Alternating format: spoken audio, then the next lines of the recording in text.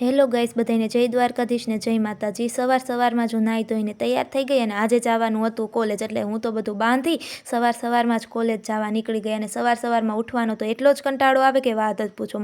ત્યાં તો મારા પપ્પા ઊભા રહી ગયા હતા। આજે પવનના સ્કૂલમાં કંઈક ઝેરોક્સ દેવાની હતી, તો મારા પપ્પા લઈને ઊભા રહી ગયા હતા પવનને દેવા।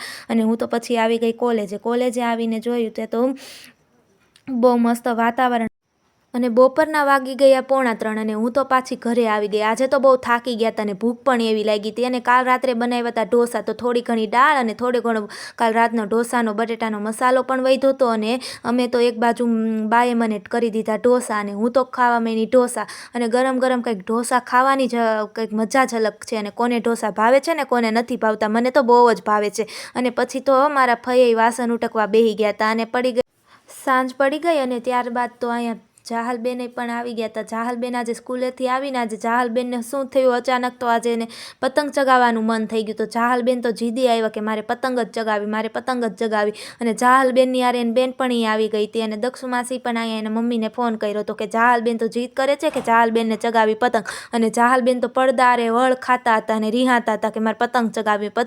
ત્યારબાદ અમે રસોડામાં આવી ગયા ને રસોડામાં તો જોયું તો આપણે આજે બનાવવાનું હતું ચોળી બટેટાનું શાક ને રોટલી। તો મેં તો બધા હાટું રોટલી બનાવી અને સાથે હતું ચોળી બટેટાનું શાક। મને થોડુંક ભાવે ને થોડુંક ન ભાવે, તો તે ખાવું જ પડશે। તો ચોળી બટેટાનું શાક પણ સરસ મજાનું બનીને તૈયાર થઈ ગયું હતું। અત્યારે શિયાળામાં થોડું ઘણું આવું ખવાય, વાંધો નહીં।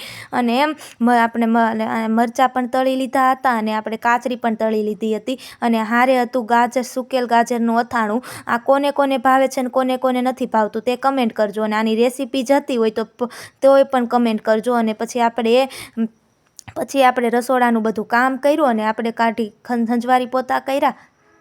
અને ત્યારબાદ આપણે તો થાકી ગયા હતા અને હવે તો આપણામાં કાંઈ કેપેસિટી રહી નહોતી। અને હવે તો આપણે સીધા જ બેસી ગયા વિડીયો એડિટિંગ કરવા। અને આપણે કર્યો વિડીયો એડિટિંગ। અને અમારો વિડીયો ગમ્યો હોય તો લાઈક કરો, શેર કરો, સબસ્ક્રાઈબ કરો। Bye bye.